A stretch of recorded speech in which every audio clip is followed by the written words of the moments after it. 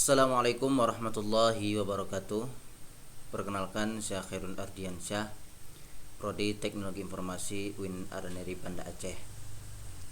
Baiklah, pada kesempatan kali ini saya akan mereview sebuah jurnal dengan judul Strategi Marketing Penerimaan Mahasiswa Baru menggunakan Machine Learning dengan teknik clustering. Pada penelitian ini dilakukan oleh 3 orang. Yang pertama adalah Ditya Danardana, Cep Lukman Rahmat, dan Ade Rizky Rinaldi. Ketiga-tiganya berasal dari program studi manajemen informatika. Baiklah, langsung kita masuk ke latar belakang penelitian. Fakultas Kedokteran Universitas Swadaya Gunung Jati melakukan kegiatan marketing untuk penerimaan calon mahasiswa baru. Jadi dalam pelaksanaannya masih terdapat permasalahan yang sering dihadapi, yaitu belum diketahuinya pola atau strategi marketing yang tepat. Jadi pola-pola marketing yang dilakukan selama ini belum menunjukkan pertumbuhan yang signifikan terhadap jumlah pendaftar. Maka guna menentukan strategi marketing yang tepat diperlukan serangkaian analisis data untuk mengetahui karakteristik dari target customer-nya. Dengan diketahui karakteristik customer, maka strategi marketing akan lebih mudah untuk dirumuskan sehingga tepat sasaran. Jadi analisis cluster akan dilakukan berdasarkan 2 parameter utama, yaitu kota pendaftar dan asal informasi. Jadi berupa hubungan antara kota pendaftar dengan asal informasi, sehingga akan lebih mudah untuk menentukan pola marketing yang tepat untuk target calon pendaftar dengan karakteristik tertentu. Jadi pada penelitian ini bertujuan untuk menemukan pola marketing yang tepat untuk menarik minat calon mahasiswa baru. Jadi problemnya yaitu tadi belum diketahuinya pola atau strategi marketing yang tepat untuk menarik calon mahasiswa baru. Solusinya kita harus menemukan pola analisis data untuk mengetahui karakteristik dari target customer.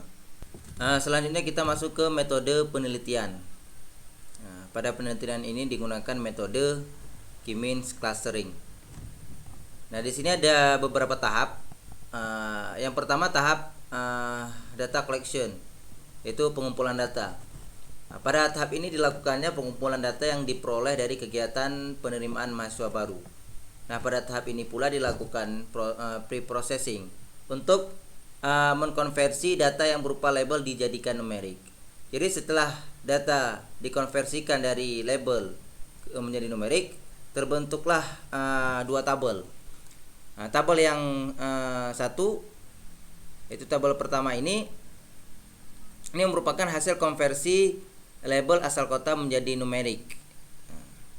Diurutkan 10 data terbanyak berdasarkan frekuensi kota yang paling banyak pendaftarnya. Tabel yang kedua ini merupakan hasil konversi label sumber informasi menjadi numerik. Data diurutkan berdasarkan frekuensi sumber informasi yang paling banyak didapatkan. Setelah terbentuknya 2 tabel, maka perlu dilakukannya pengelompokan data. Maka di sini kita masuk ke tahap menentukan jumlah cluster. Jadi penentuan jumlah cluster merupakan hal yang sangat penting dalam pengelompokan data pada machine learning. Di sini menggunakan metode ELBO dalam menentukan jumlah clusternya. Kenapa kita menggunakan metode ELBO? Karena metode ini menawarkan komputasi yang cepat dan efisien.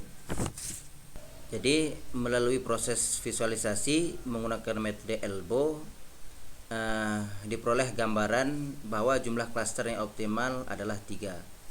Karena mulai dari 4 sampai dengan seterusnya belum memberikan perubahan yang signifikan. Selanjutnya kita masuk ke tahap eksperimen dan pengujian algoritma.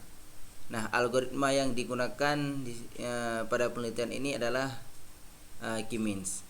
K-means dapat mengelompokkan data ke dalam beberapa klaster berdasarkan kemiripan data. K-means ini dapat mengelompokkan data mahasiswa ke dalam beberapa klaster berdasarkan kemiripannya.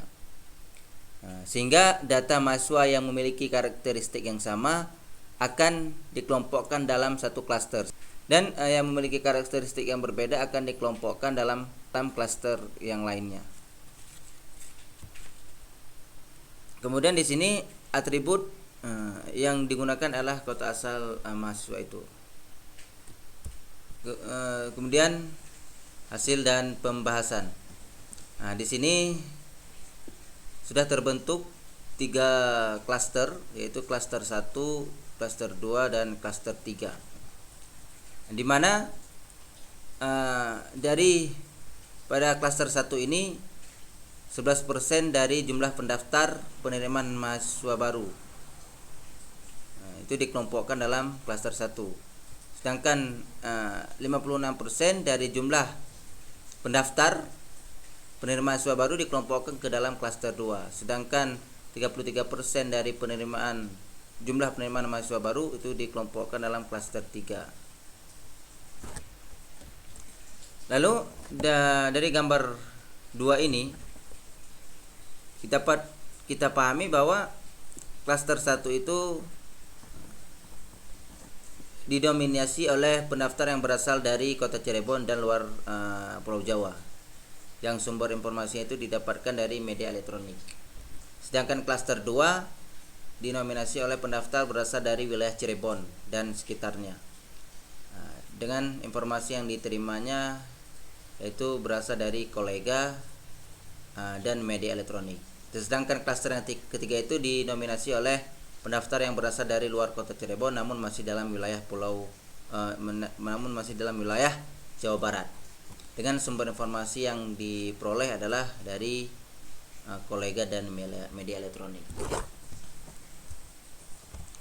Jadi dapat kita ambil kesimpulan dari penelitian ini, metode ELBO dapat digunakan untuk menentukan jumlah klaster yang optimal dalam mengelompokkan data penerimaan mahasiswa baru.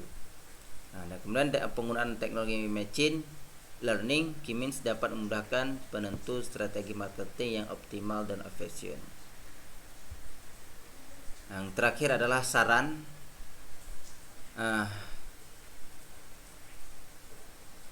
Untuk jurnal ini saya rasa sudah cukup bagus, sangat bagus, dan dapat memberikan wawasan pada para pembacanya. Namun yang perlu kita berikan tambahan, setelah dilakukannya jumlah klaster menggunakan metode ELBO, alangkah baiknya diuji pula dengan metode Schellhout coefficient yang digunakan untuk melihat kualitas dan kekuatan klaster agar hasil yang dihasilkan lebih akurat. Dengan demikian antar relasi lebih maksimal. Mungkin hanya itu saja yang dapat saya presentasikan. Lebih dan kurang saya mohon maaf. Saya akhiri. Wabillahi taufiq wal hidayah. Assalamualaikum warahmatullahi wabarakatuh.